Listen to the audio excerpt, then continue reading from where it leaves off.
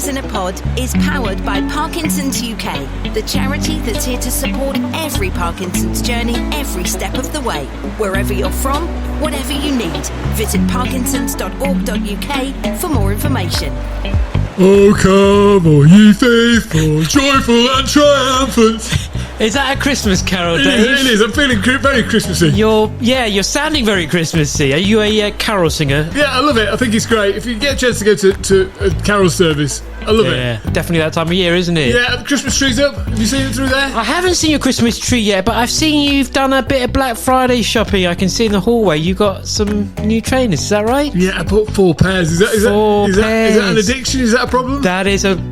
I think that probably counts as a compulsion, given it's adding to the 17 that you've already got, right? I like a bargain. That was it. You like a bargain? Yeah, I got. But you do have there's a rule in this household about new trainers, isn't there? One in, one out now. One in, one out. One in, one out. Yeah. So have you thrown a few out then? Shh, put them in the bottom of the wardrobe. Don't tell Kaz. Don't tell Kaz. I did. All right. So you're gearing up for Christmas. I'm ready for Christmas. I'm shopped out. I've got everything I need. So, you got anything for Helen? Yes. No, you haven't, have you? You haven't. No, I haven't. Well, still a few weeks left. Give me some ideas. Oliver Bonus is your idea. Oliver, oh yeah.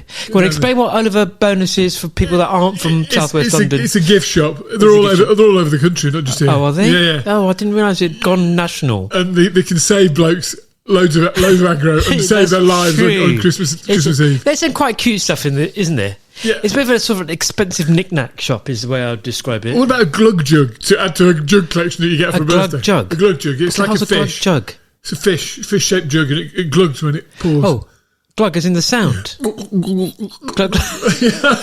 Like that, yeah. All right, I'll have a look out for a glug jug. Yes. Or anything else? Anything else you might like? Well, I don't know, actually. As you know, I'm useless to this sort of thing, but I guess I should make an effort and do a bit of Christmas shopping. Yeah. What are you doing for Christmas, by the way? I'm staying here. You're staying here, are you? With the boys? With the boys, yeah. Got a full house? Full house. Are you doing turkey trimmings and whatnot? I've been doing 3 meats as usual. 3 meats? 3 meats, wow. Yeah. Got some nice steak. Yes. Got some turkey. I've got some ham as well. Steak, turkey and ham. Yeah. You can't go wrong, right? Maybe pigs and blankets as well. Yes. That's 5 meats, isn't it? Yeah. Pig and blanket. The blanket's bacon. Yeah, so. Exactly. What are you holding up there, Dave? You're going to show me a book? I've got a little present. Yes, what's that? Oh, thank you very much.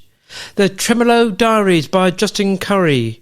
And for our listeners, explain who Justin Curry is, Dave. He's the lead singer of Delamitri. He got diagnosed with Parkinson 2 or 3 years ago now. He came out. He did a good interview with Laura Koonsberg on the show on Sunday. That. Yeah, I remember. And he's also done a thing on Radio 4 where he did a little documentary about his I remember that as well. He was sitting in a car when he got the diagnosis or something. I think so, yeah. He's quite an amazing guy. He calls it his ghastly affliction all the time. It's Parkinson's. Yeah. But he's also named his tremor Gavin.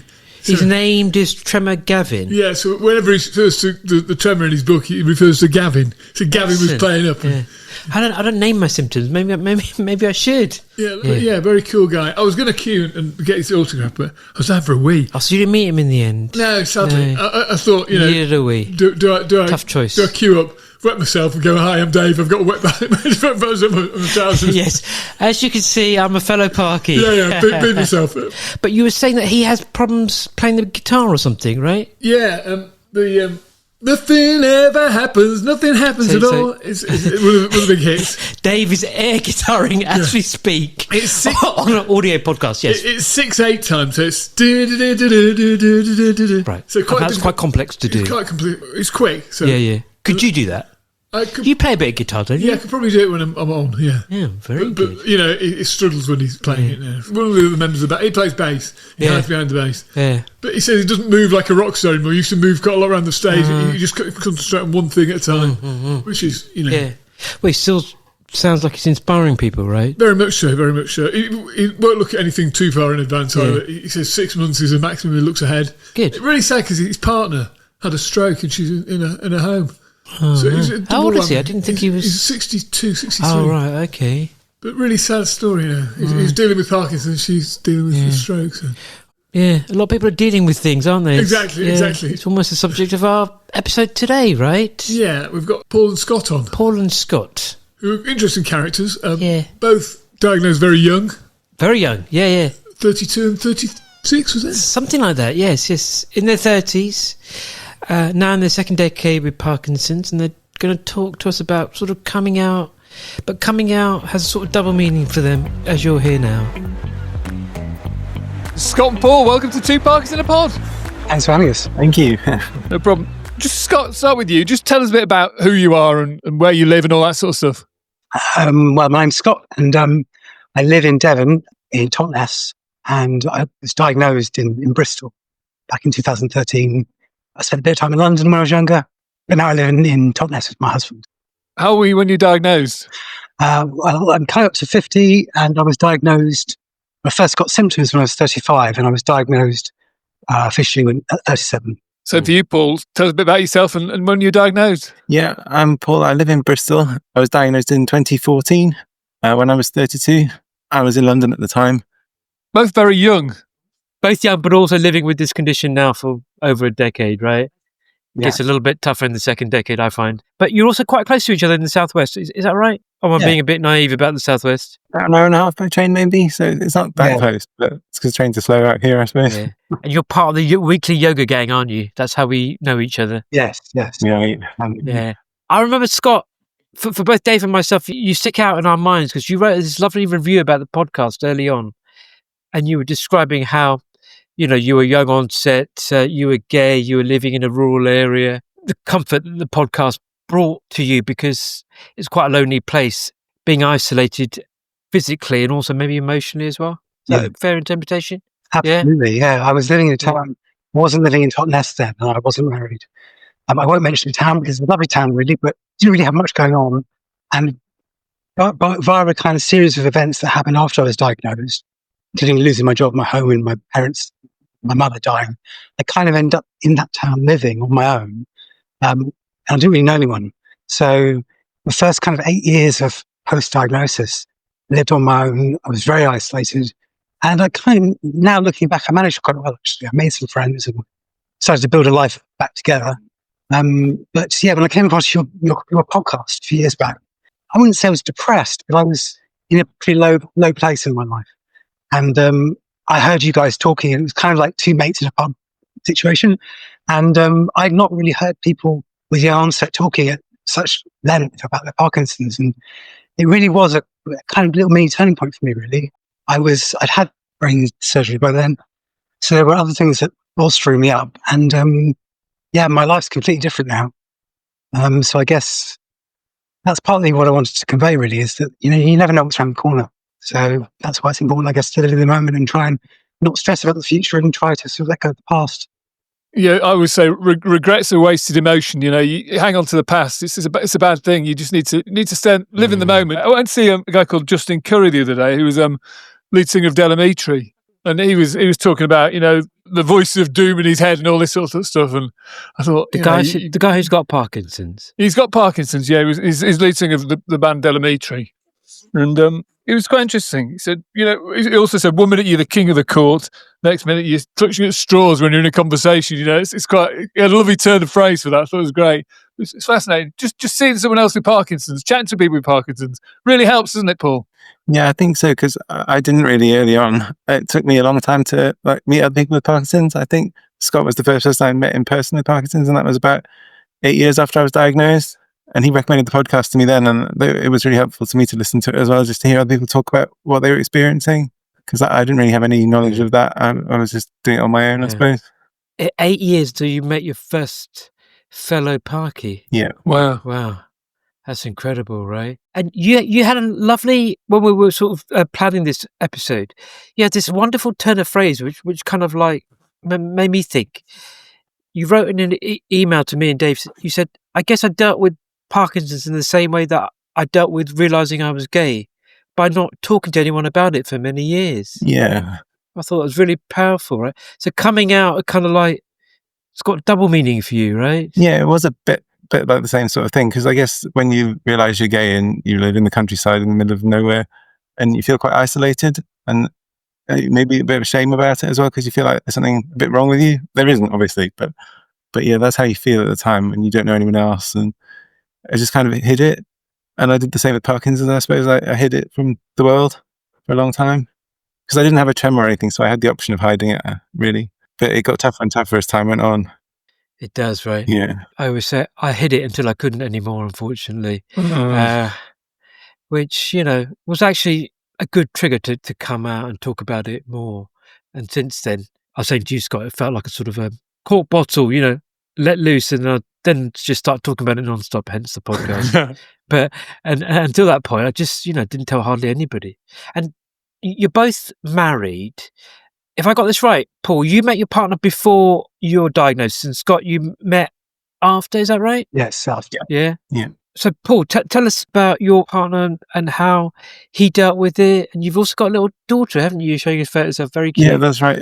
So I met my partner in 2008, and we got married in 2019, actually. So yeah, he's my husband now. He dealt with it a bit differently to how I did. I suppose that he got a lot of information sent to us soon after I was diagnosed, and I kind of wasn't ready to deal with it, so I just hid it in the back of a drawer and didn't look at it for months. Information from Parkinson's UK. Parkinson's UK, I think Davis Finney Foundation as well. There's a massive booklet. I remember I've still got it here somewhere. But yeah, quite daunting. It was a big daunting thing, and I couldn't deal with it at the time, so I just hid it away. And he's from an Asian background, right? If you don't mind me asking. Yes, he is. Yeah, Gujarati background. Yeah. And I'm stereotyping here completely, but was there any stigma there from his side of the family as well? Not really. I think it was probably a bit difficult for them to deal with initially, but I think it was difficult for my parents as well. Because you had it all going on, didn't you? Yeah, I think so. But I mean, everyone's been really good at Parkinson's, and they were okay about the fact we didn't tell them for a long time. His parents, I told my parents straight away, but we didn't tell his parents for a long time. And your daughter is obviously followed after your diagnosis, maybe even after your DBS as well. Maybe no, before DBS, 2022, I think, and then I got referred to DBS in 2023. So it all sort of started happening there. And Scott, no kids for you. And you told me that you met your partner in a silent retreat. Yeah. So I'm wondering, how does the flirting happen in a silent retreat?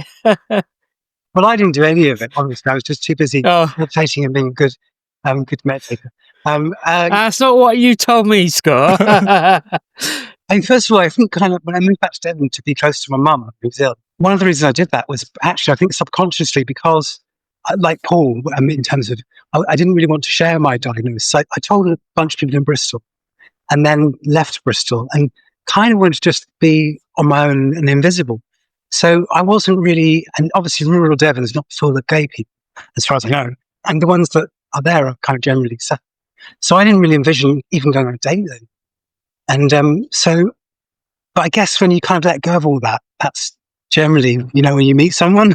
So I went to a retreat centre quite very near Totnes, called Gaia House, which is a Buddhist meditation retreat centre. And I'm not a Buddhist, but I've always had an interest in Buddhism. I've got background in yoga and meditation, so I've done that for a long time. I'd gone on previous retreats after brain surgery and found it really helpful. It's an environment that was kind of non-judgmental, and I'm a little bit socially awkward, so silent retreat's great for me because I have to talk. They were running their first LGBTQ retreat in summer 2022. And I booked on as a single person, very comfortable, happy being single. And how does the setting happen? Well, I guess Ben passed through the corridor one day and sort of smiled. And I actually thought he was smiling at someone behind me. So he said, turn around and to somebody else. Yeah, so then they had a room for meditation in the morning if people wanted to do yoga or meditation before the actual schedule started. And it was a very small room in a kind of old house. It wasn't like a massive hall. And I got up very early and went to do a bit of gentle yoga, and Ben was in there, and then one other woman. And he will deny this, but we were kind of catching glances at each other whilst we were doing our yoga practice. And then the last day, I just sort of grabbed him when the silence was over, and I sort of said, they had like a sharing circle at the end, so you could share an experience at the retreat. And so I knew where he lived, and I knew where I lived, and I knew we were quite close to get close. So I sort of said, do you fancy going for a coffee? Thinking I'd made a good friend, and I had, and now he's my husband. Oh, yeah, that's beautiful. Yeah. Don't want to put words in your mouth, but if it wasn't for Parkinson's, would you have met him? No, I mean, it's actually one of the things, it sounds weird to say, but if I hadn't had Parkinson's, I think there's a lot of things that I wouldn't have experienced. Me too. And I don't think I would have, it's hard to say, isn't it? But I'm not sure I would have been open to falling in love.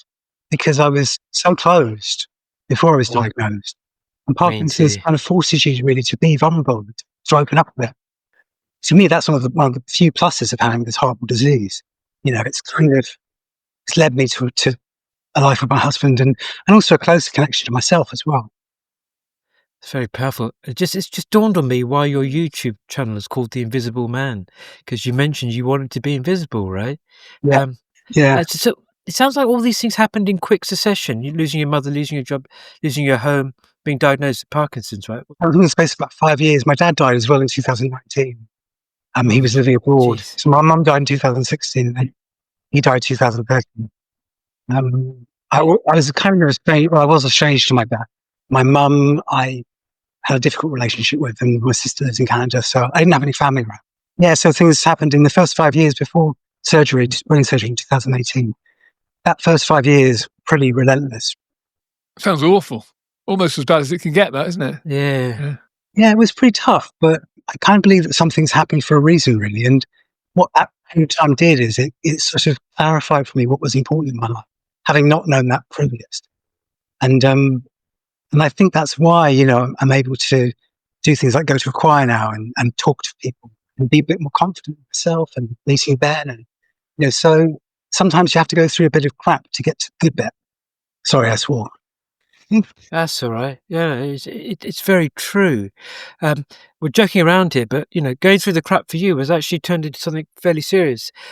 Am I right in thinking that perhaps with all that going on, it became too much to you at certain points, and you had some rather dark thoughts, right? If I can put it like that. Yeah, I mean, when I was diagnosed September 2013, my mum was diagnosed with secondary bone cancer in March the following year, and I wasn't wildly close to my mum. We had a complex relationship, but she was the only member of my family really that was there for me. To date, none of my family on both sides, my mum and my dad, have even acknowledged I have Parkinson's, other than my cousin and aunt. So I forgot your original question.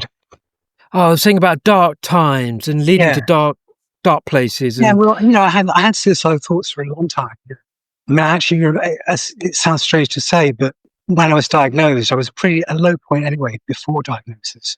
I'd spent several years kind of with low levels of depression, very high levels of anxiety. So I was kind of in that space anyway. When they told me I had Parkinson's, I was relieved, like a lot of people say. I was relieved by having a diagnosis. But I was pretty determined to not. I didn't really want to be around. And then my mum was diagnosed with cancer, and I remember thinking, God, I can't do anything about it because I don't want to do anything about it while she's alive because that'd be totally cruel. But then by the time she did die in 2016, by that stage, I kind of, through various means, through therapy and through getting to know more people and just life moving on, by then I thought, no, I can't actually stick around. And then actually had the worst year later. And then after brain surgery, that really changed the course of events for me. The whole process of DBS and having really a pretty good outcome. So you're talking about brain surgery, DBS.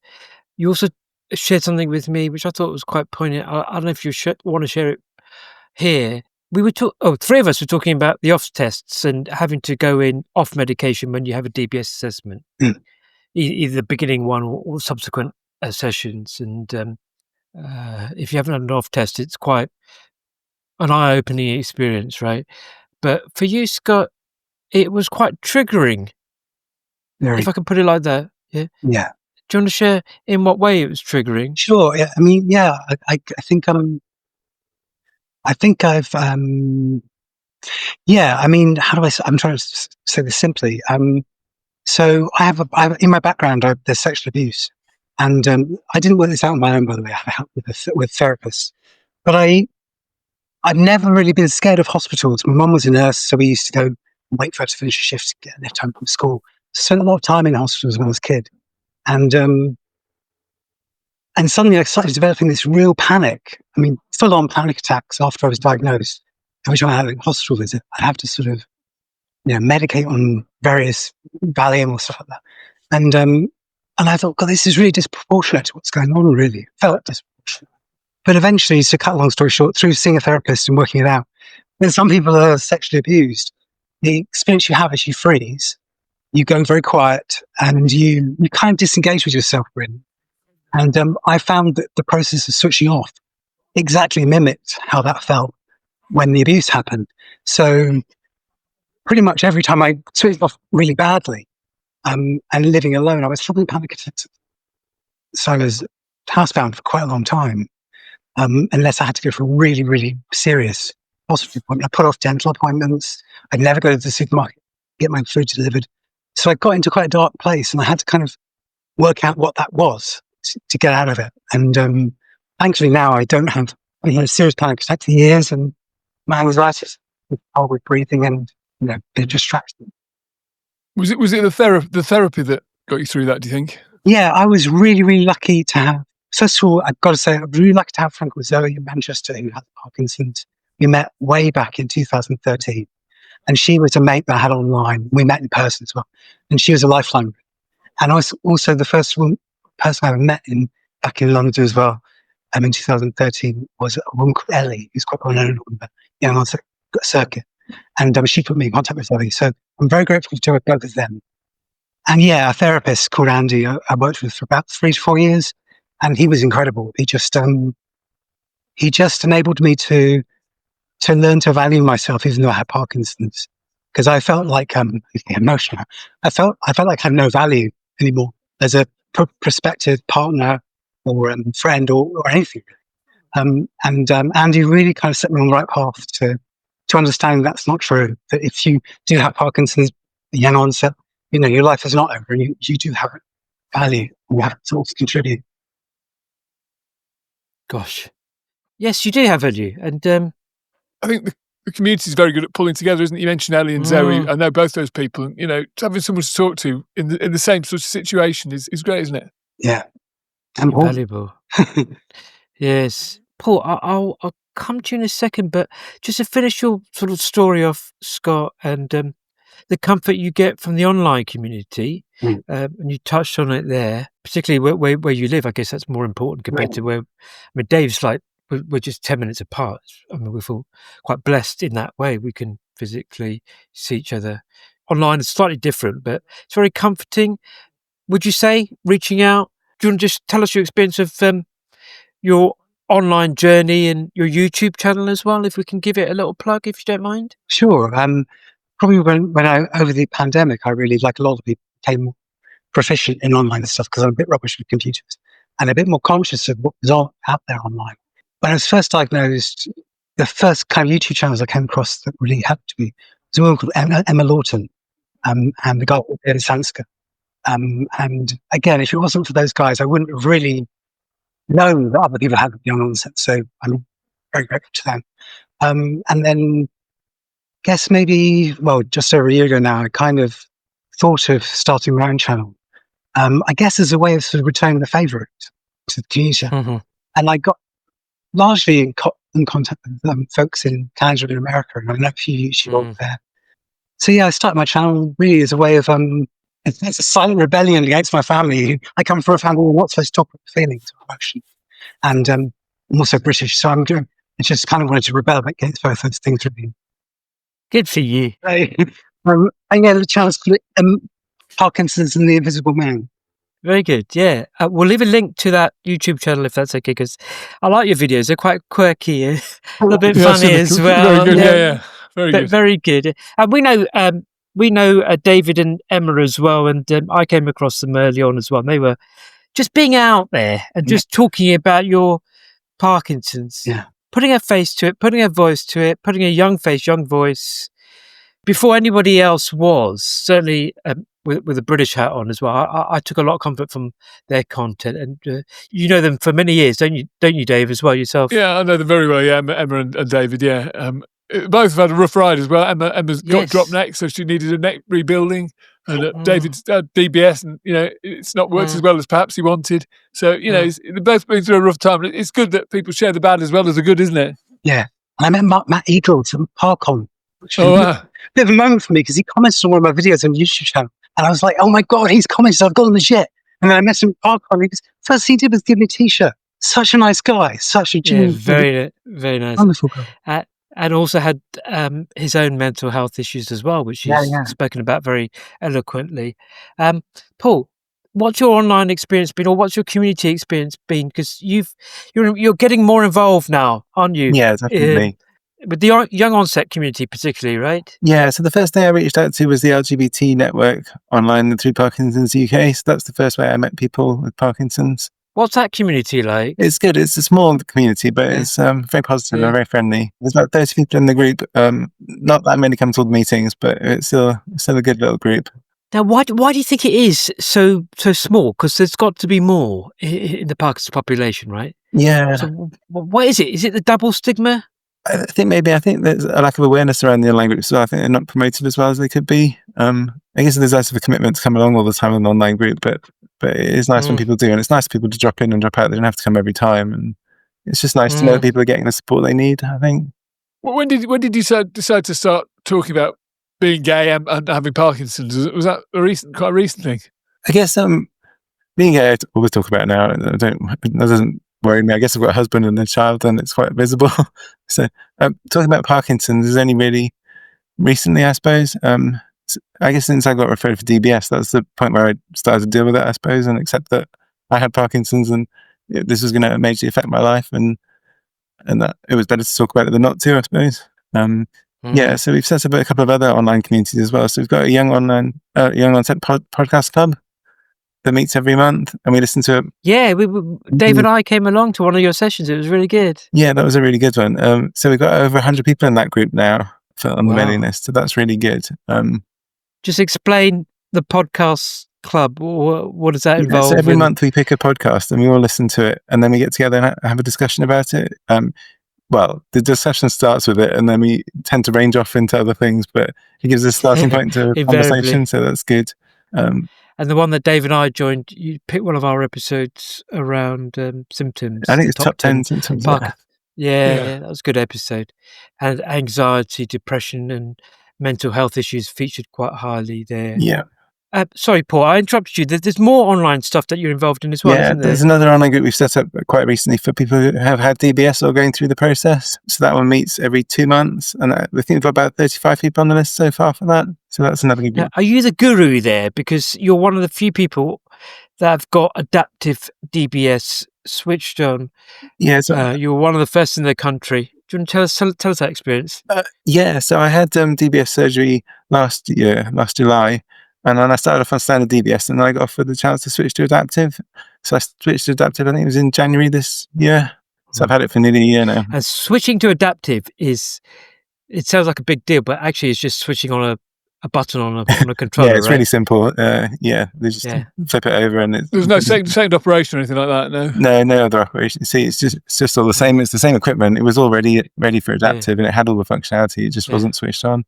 And tell us about what it was like before adaptive, at the beginning of adaptive, and then subsequently.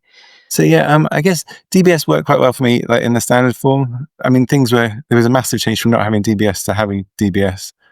Adaptive was quite difficult initially because I think it's quite hard to get the settings right. So it was allowed to get way too high, and then I just had such bad dyskinesia I had to turn the whole thing off because I really couldn't stop moving. It was bad. And you didn't have dyskinesia prior to DBS, had you? I did have some, but not as bad as that. I think that was the worst I ever had. You couldn't control your movement the way you were describing it to me. I couldn't control it at all. Yeah, it was just like, it got worse throughout the night.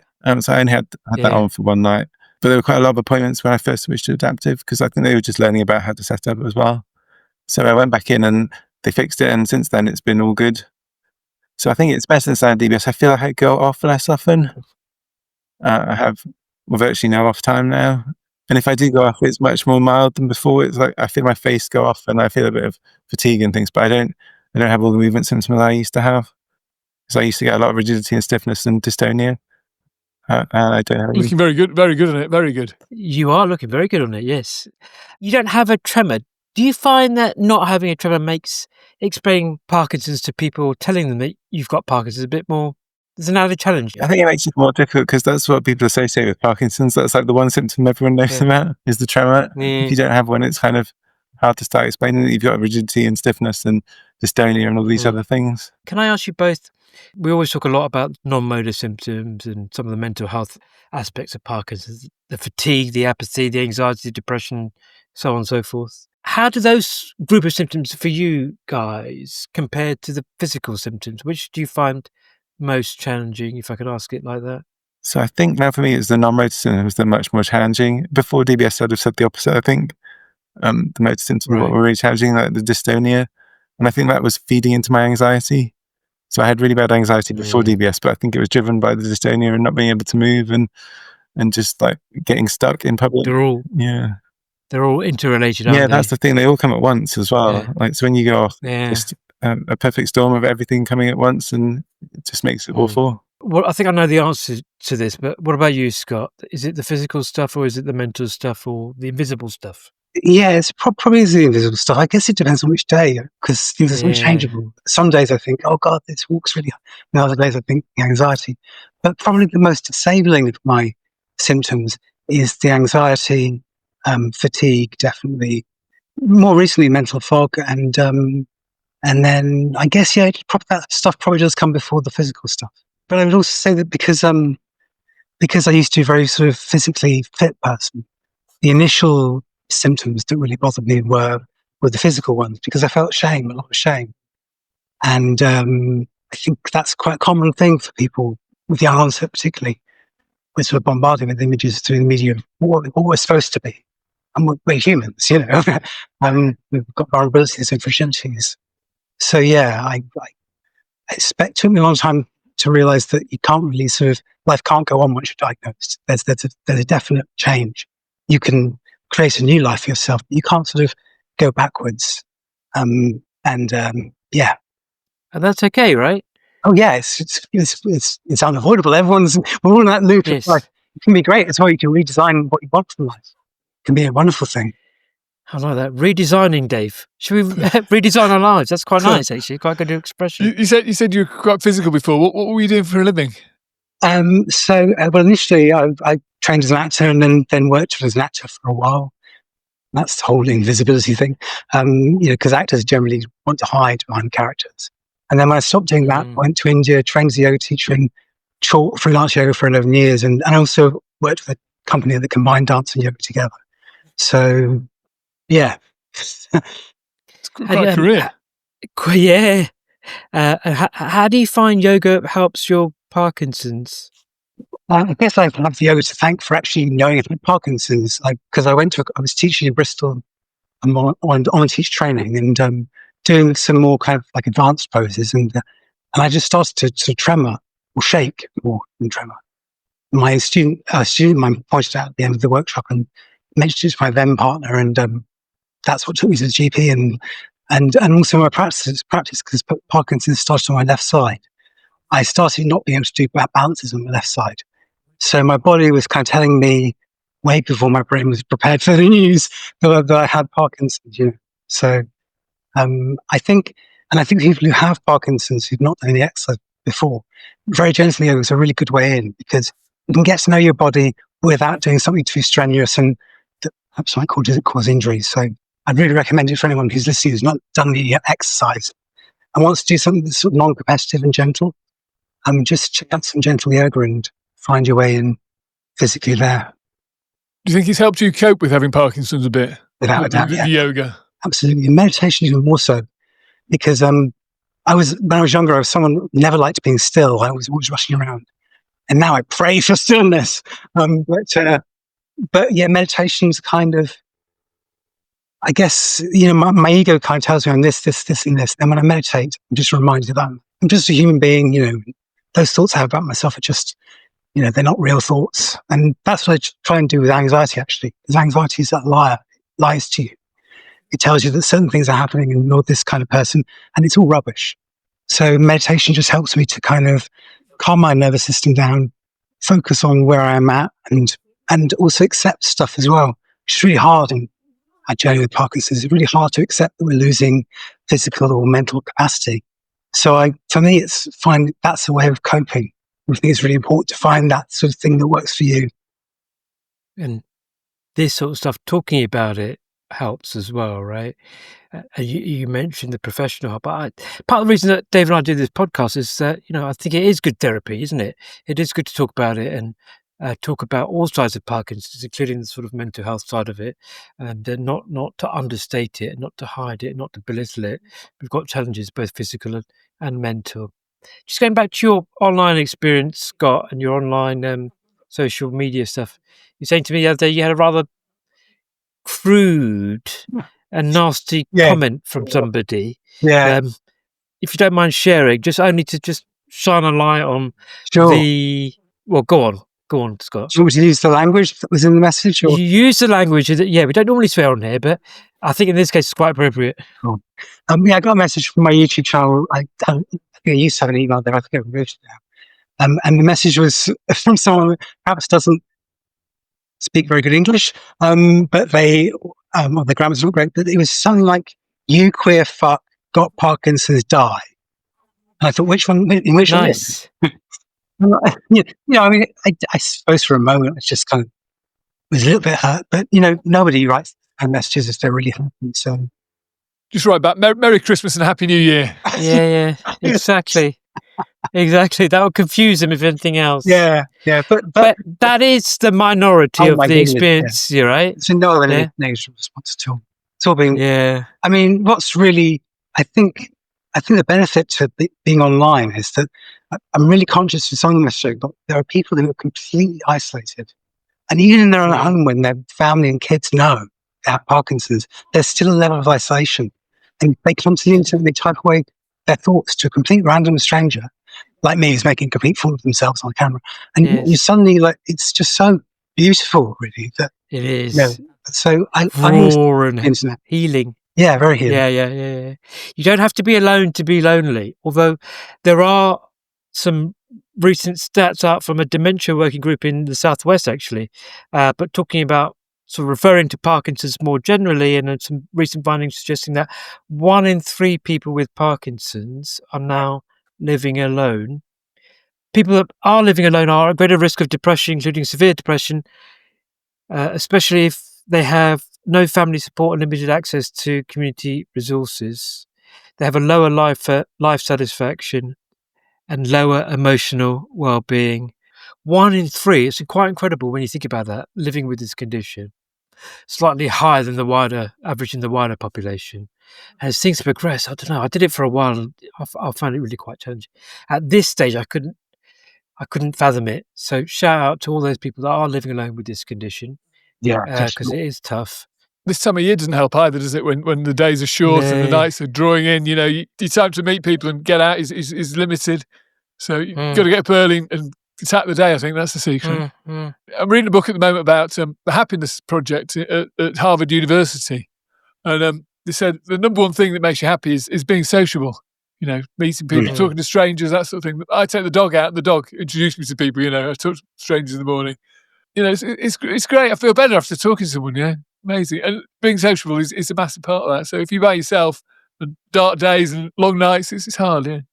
Yeah. It was great to meet you both, though, last month for the first time. Yeah. When we were up in Birmingham. That was really nice. And hearing your stories, I met a lot of people there, hundreds. It was a bit overwhelming, but hearing both of you speak, both during the course of the event, afterwards as well, because we stayed an extra day, didn't we, Paul and Scott? And Paul and I shared a very long train journey home, rather delayed. Took us 3 hours to get back from Coventry, but it was very.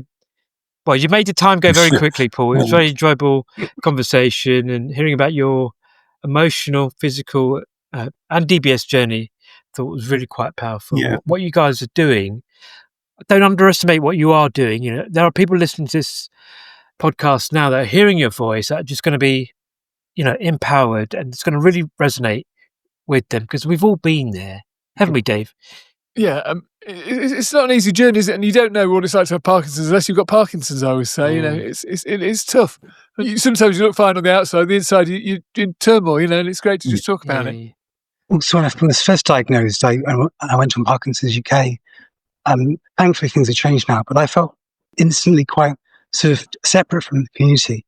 I didn't see any images of people of different ethnic backgrounds. I didn't see any images of same-sex couples. And it sort of seemed like it was something got, and you walked down the beach in Sunset, and everything's okay. And I found the first few years, I didn't really have any energy or my mental health was so poor that I wouldn't have been able to sort of fundraise or get involved with the community. But now I have kind of taken that step and met people like Paul, and been encouraged to go to something like Parkon. Well done, Paul, because I would never go to things like that.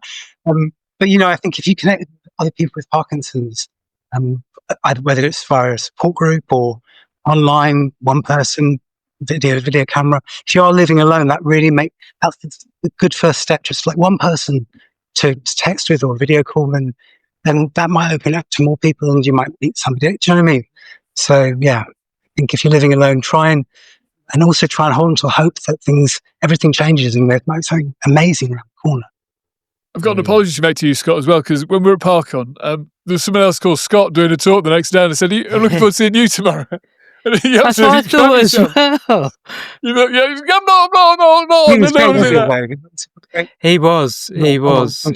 Wonderful. Fairly similar story in terms of at least his emotional journey, and coming out with Parkinson's. Yeah, very brave. Very brave. I look at these people just in awe of everybody that I hear in the community with these stories. It is not easy. It is not easy, and in a lot of cases, Parkinson's is just the tip of the iceberg, right? There's a whole load of other things going on, and Parkinson's normally just shines a light on those things in your life. But talking about it, sharing it in whatever way you can, online or physically, face to face, then it's got to be a good thing, right? Yeah. The support groups, Paul, you mentioned one about which I hadn't come across before, but I was quite intrigued by Parkinson's Me, is it? Yeah, that's it. Parkinson's.me/hear me. We'll leave a link. That's a different. Just tell us about that. A different Parkinson's charity. I'm not sure if it's specifically for young onset, but they have a Hear Me program which offers free counselling sessions. So I think they pay for 6 or 12 sessions for people just to have someone to talk to. So I've done that, and it's really helpful. Good. Yeah, I think they have reference on the Parkinson's website as one of the other charities that you can get in contact with if you have young onset. There are a whole host of charities in this space, right? We'll try and leave as many links to their mental health support services as possible. And of course, hopefully people can get access on the NHS to mental health support as well, right? Because Scott, did you have to pay for your counselling when you had it? Yes, I did, yeah. I did. I got offered some free counselling initially, and it was really great, actually. I got offered 8 weeks with a neurological psychologist, and then an 8-week group course for people with neuropathic conditions and to manage pain. So that was back in the day with the NHS, had a little more money maybe, but it was very fortunate. But there was just so much to work through that I spent 3 long years. That's one thing I would sort of like to say, is particularly if you come from a background where you're not encouraged to talk about your feelings or emotions, it might be even more pertinent to safely explore ways of getting it out of yourself and talking about your condition in a safe environment. And for some people, that's counselling. How would you describe where you are at the moment? I would say that my condition has definitely progressed last year. It's kind of taken progression.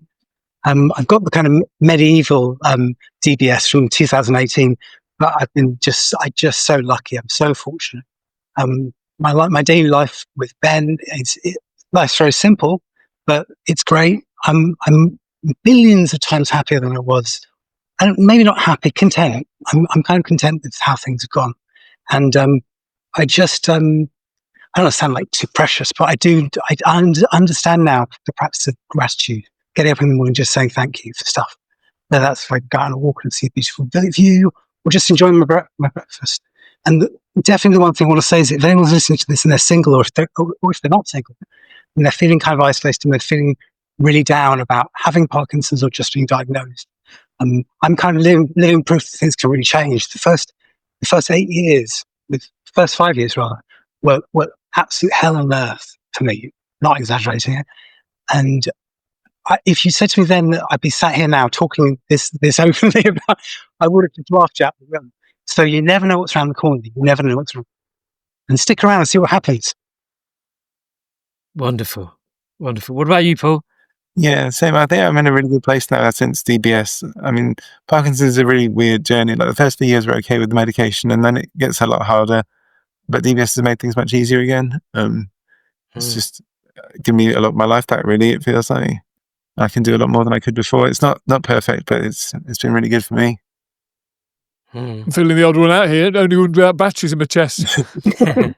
So far, Dave. So far. Yeah, exactly. Yeah. What on DBS? What has DBS done for your mental health, Paul? If I can ask, and Scott, actually, because I've got a theory about this, but I'd like to hear from you. I think it's really improved things, because I guess I was having a lot of anxiety before, and sort of anxieties, like panic attacks, when I was having physical symptoms and I couldn't move, and the physical symptoms got better, so that's got better as well, and I just feel like myself again, I suppose, which is really good. Can you just explain, for those that aren't aware, what a panic attack is and how does it feel? Yeah, I think what would happen to me was I just get really anxious. I'd start to have physical symptoms like dystonia, and then I'd start to feel anxious, and I just feel everything tense up within my body, and my breathing become really shallow and rapid, and then it would just build, and I'd get worse dystonia, and then I'd end up in a complete state where I couldn't do anything. I don't know if that's like a normal panic attack, and I could just feel my heart racing. Yeah, it's helpless almost. Yeah, very vulnerable and trapped and vulnerable. Yeah. That's good. That's a good word. Is it the same for you, Scott? Yeah, that's a pretty good description. I guess I sweat a lot. I get very sweaty. Likewise, yeah. I overheat. Yes. Heart pounding. Clammy hands, and clammy hands. Can hear my heart beating. A bit kind of spacey sometimes with panic attacks. Yeah. Oh, I mean, generally when I'm nervous, like a little bit now. I mean, I'm sort of switching for a bit, but I get dyskinetic as well with the panic attacks. So it's like I can't sort of go to the supermarket, get some cornflakes and have a panic attack because everyone would notice. So I shouldn't make light of it, but you don't have a kind of panic attack you could sort of slightly hide physically. It all comes out. Yeah. Do you feel very self-conscious, Scott? Yeah. About your physical symptoms? Yeah, there's an element of shame here because I'm 12 years post-diagnosis. I'm probably 15 years post getting symptoms. And I still think that I should be cooler with having Parkinson's symptoms. But I'm going to be really honest. I still really struggle with the world seeing me in that way.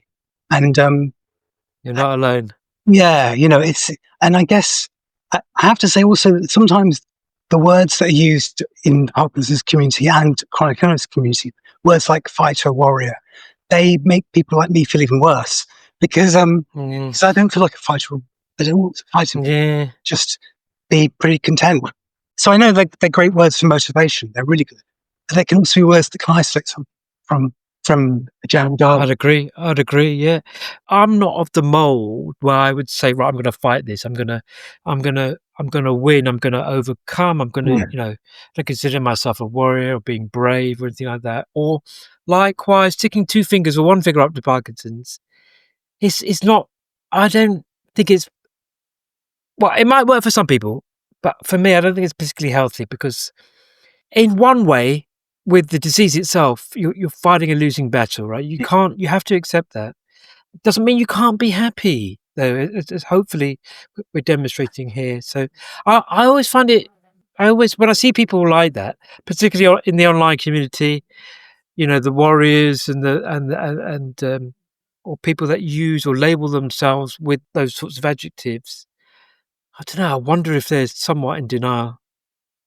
Yeah, I think there's probably an element of that. I think it's. I understand why it's kind of seductive to view things that way, but for me, I don't have the energy to fight on most days. I think more than that, though, I don't really want my life to be about fighting. And in a fight, there's always a winner and a loser, and we all know who's the winner. Me or Parkinson's. It doesn't take a great deal of thought to work that one out. So if I stop fighting, if I get to this is the thing for me, really. There are people in our community who've got to a level where they wouldn't be able to fight even if they wanted to. So they losers. Do you know what I mean? Exactly. Exactly. I just think there are people who are managing Parkinson's in a more difficult time. And so I don't like that kind of setup that if you're not doing certain things, you're a loser. And if you do, I just don't think it's really very helpful. But if you had just one word to say to someone who's been newly diagnosed, both of you, what would you say to them? I don't know. I guess I just said there's no right way to do this. You just do what feels right for you, and get all the advice you can, read all the information, and get help where you can. But just do what feels right for you, I think, and take it in your own time. Similar thing, really. I'd say just breathe. and take a deep breath. And if you need to take 500 more, take 500 more. And just take your time, really. And don't be too swayed by, if you do go online, don't be swayed by what you perceive everybody else is doing. Just stick to what works for you. And if that means not telling people for a few years or telling people straight away, whatever works for you, but kind of try and prioritize yourself for a bit. Scott, Paul, this has been great. It really has. Thank you very much. Cheers. Thanks, Paul. Thanks, Scott. Really fascinating insight into your lives there, and so honest and open and intelligent guys. Moving. Talked about Justin Curry being inspirational, but these guys their words and their stories were very inspirational, right? It shows you that if you keep on the course, you can come through these things. You know, it's not a one-way ticket, is it? Absolutely not. But I think, as they also demonstrated there, and as we often say, the power of community, right? They were both talking about how they've reached out to the likes of Zoe, Ellie, David, Emma, Matt Eagles, all inspirational figures that we would consider inspirational figures. And just goes to show the power of community when you hear these stories and when you speak about the condition. It really does resonate. Yeah. Fascinating insight, fascinating, really incredible. And hats off to them for sharing the stories. It can't be easy to talk about that now. Yeah, especially that sort of level of detail and that being that open and that personal. Wow. I thought their friendship kind of almost reminded me of our friendship as well, in a way. How important it is sometimes just to have one other person, right? You don't need necessarily a group of people or a large group or a big community. Sometimes community can just be one friend, right, Dave? Exactly. We've had a lot of reaction to Lucy's story from last time as well. Lots of people get in touch saying, DNA stories they have of their own and how helpful it was that Lucy spoke out. Yeah. We might touch on that in the next episode because we are going to have a seasonal festive episode of the podcast. I promise I won't sing. And but before we do, Dave, have we got some amazing people doing some amazing things by any chance? Brilliant, if we have, yeah. Let's hear it. People with Parkinson's do amazing things. We had a note sent to us from Dinah Hall, who's just entitled Amazing Things. She said, "We do completely insane things, like walking 26 miles around a car park in an industrial estate, all 170 mind-numbing laps of it.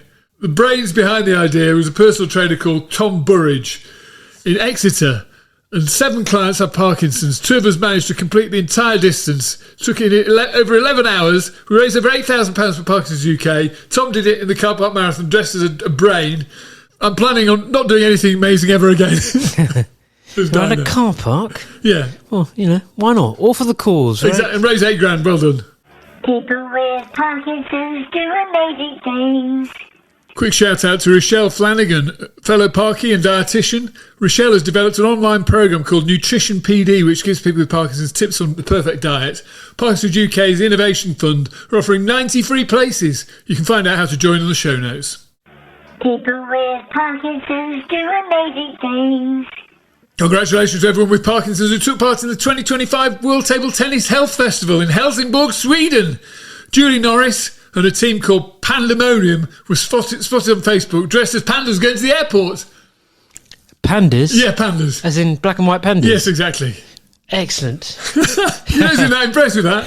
I'm just trying to visualise it. Pandas playing ping pong. Exactly. People with Parkinson's do amazing things. Here at Two Parkies in the Pod, we love Michelle Bartlett, who still wears 4-inch killer heels and does Argentinian tango classes despite 10 years of Parkinson's. Yay! Saw her last week, actually. She's looking great. People with Parkinson's do amazing things. Finally, Julie Cox in Norfolk says, "We took my mum, who's 91, to the Thurford Christmas Spectacular. She laughed when I passed her a stick. I decided to decorate it with Christmas lights. An awful lot of comments going round. She decided to keep the lights on forever." Yay! People with Parkinson's More? do amazing Is there No, more? that's it. Just push the button. It's fine. Right. Just like a sugar babe, you push the button, Dave. Push the button, lose control. God. Right, I'm off to the gym, Dave, because I'm trying to shed a few pounds from all the mince pies I've been eating. Excellent. You've And, got a bit of a mince pie addiction, haven't you? Yeah, I have, and we're going to some drinks this evening, and we'll see you next time. One more before the year's out, right? There's one more episode before the year's Yeah, out. exactly. We're going to do a Christmas special with your letters and stuff, so if you want to get in touch, do. See you next time. See you next time. Bye. You've been listening to Two Parkies in a Pod, a Parkinson's podcast with Dave and Kuan. To get in touch, visit the website twoparkiesinapod.com or send your voice notes or emails to hello@twoparkiesinapod.com.